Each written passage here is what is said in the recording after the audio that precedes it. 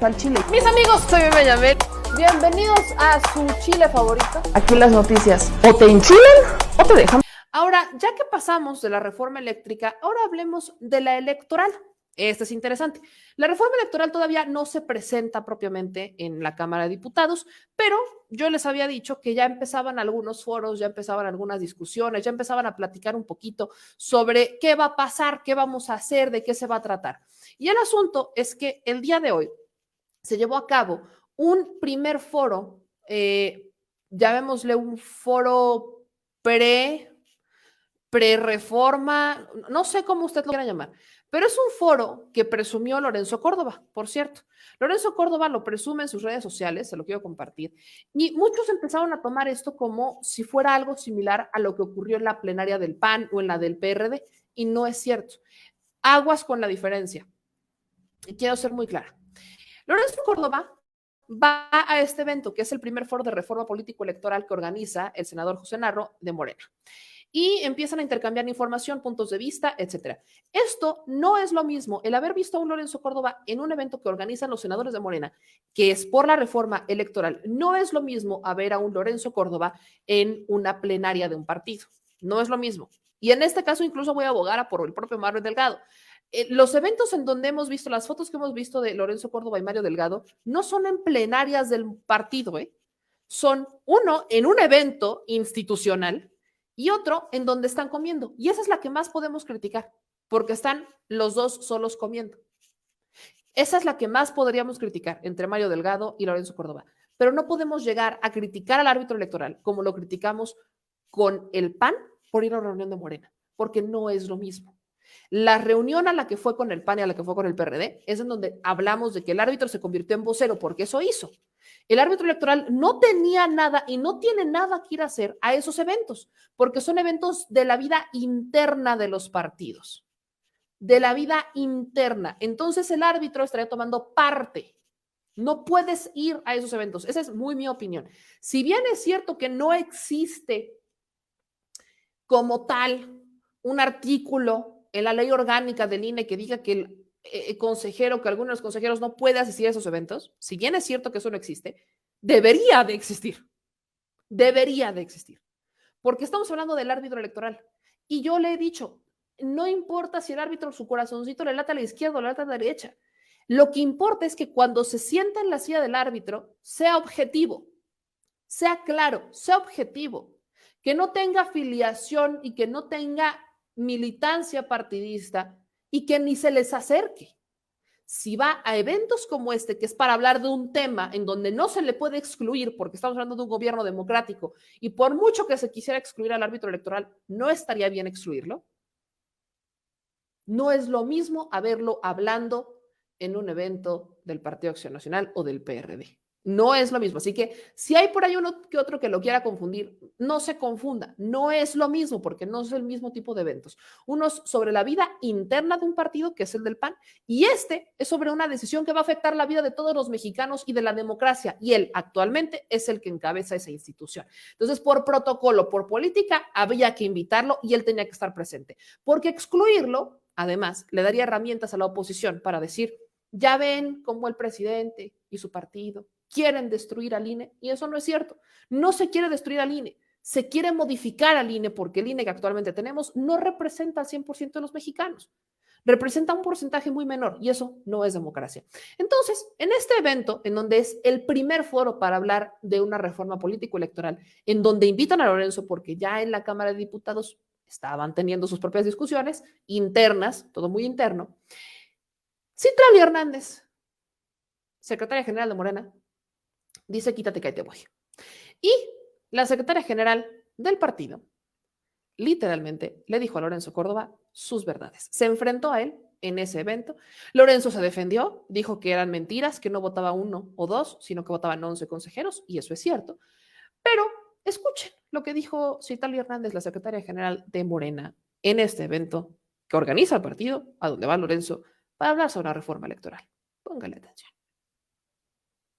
Decírselo de frente y con mucho respeto, creo que por los momentos que vivimos en términos de el gran interés que hay de la ciudadanía de participar activamente. Necesitamos que tanto el consejero Lorenzo Córdoba y el consejero Ciro Murayama estén a la altura de la democracia y del momento que la gente exige.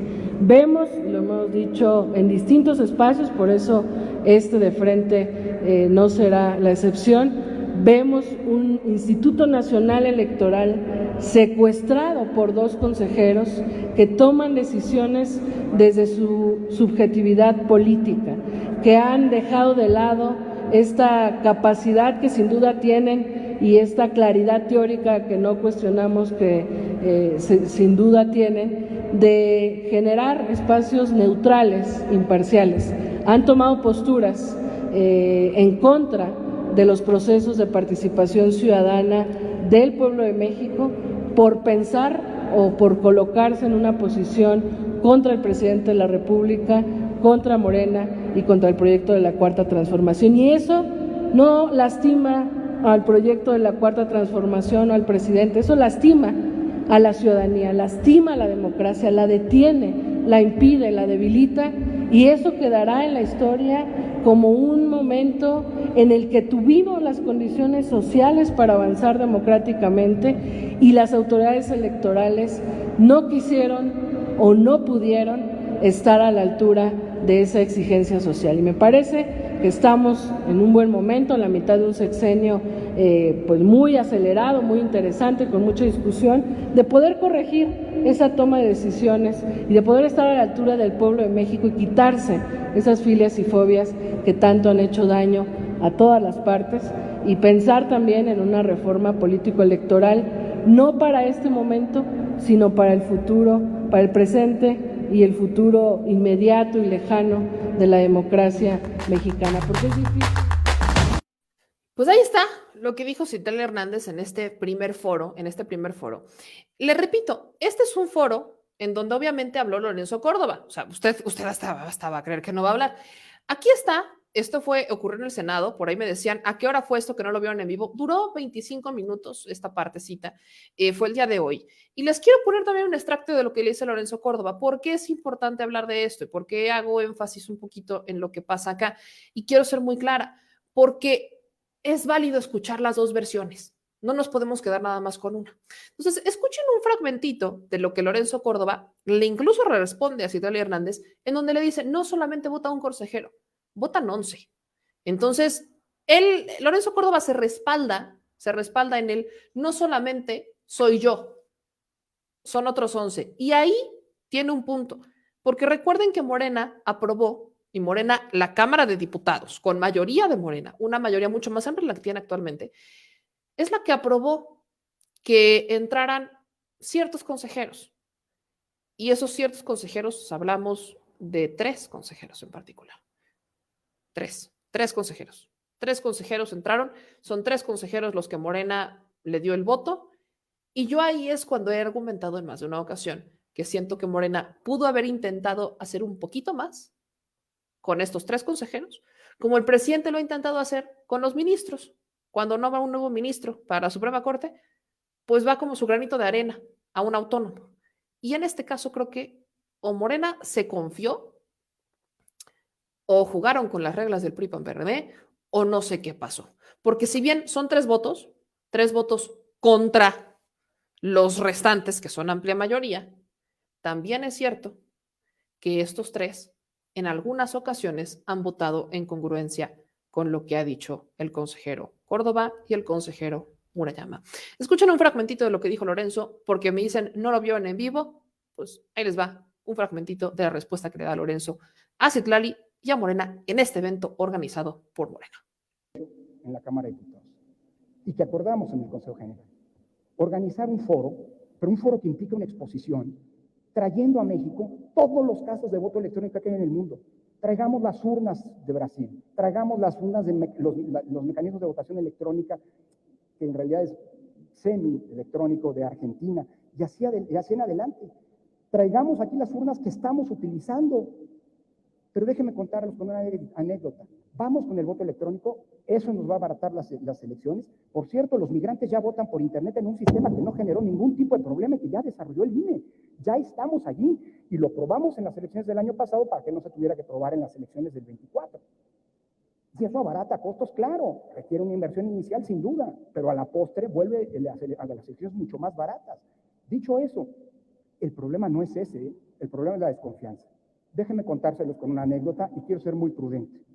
El año pasado, en las elecciones de junio, el INE instaló 100 casillas electrónicas, 100 urnas electrónicas, 50 en Coahuila, 50 en Jalisco. Y, por cierto, son las urnas electrónicas de esos estados, pero con voto ya no era un programa piloto, era una votación constitucional, y la verdad los resultados son impecables. ¿Cuándo acordamos que íbamos a aprobar esas 100 urnas? Una senadora de Chihuahua, no digo más, una senadora de Chihuahua salió a declarar que el INE estaba preparando el peor fraude electoral de la historia a través del voto electrónico. Bueno, le hablé a la senadora por teléfono, conseguí su celular, le hablé y le dije, oye, senadora, le están malinformando. Son nada más 100 de 162,000 urnas que vamos a poner. O sea, y la invito a que lo vea. Creo que la mejor manera de vencer la desconfianza, y entiendo que hay reticencias, es que todos veamos cómo funciona. Traigamos aquí en este espacio una exposición en la que ustedes mismos, actores políticos, vean cómo funciona. Y si eso les genera la confianza y los consensos, adelante. Lo que sí creo es que cuidado con abaratar los procesos electorales si no hay un consenso político detrás, porque vamos a abrir un problema mucho mayor en ese sentido. ¿Quién no quiere elecciones más baratas? El INE es el primero que quiere hacer. Pero también hay una serie de atribuciones que el INE no pidió y que cuestan. De nuevo, en una lógica de comparación, Diego, hay que comparar peras con peras y no peras con melones.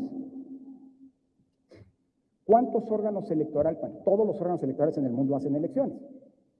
¿Cuántos tienen que además llevar un padrón electoral de manera permanente, que, por cierto, es el principal órgano de identidad, mecanismo de identidad? Varios, pero no todos.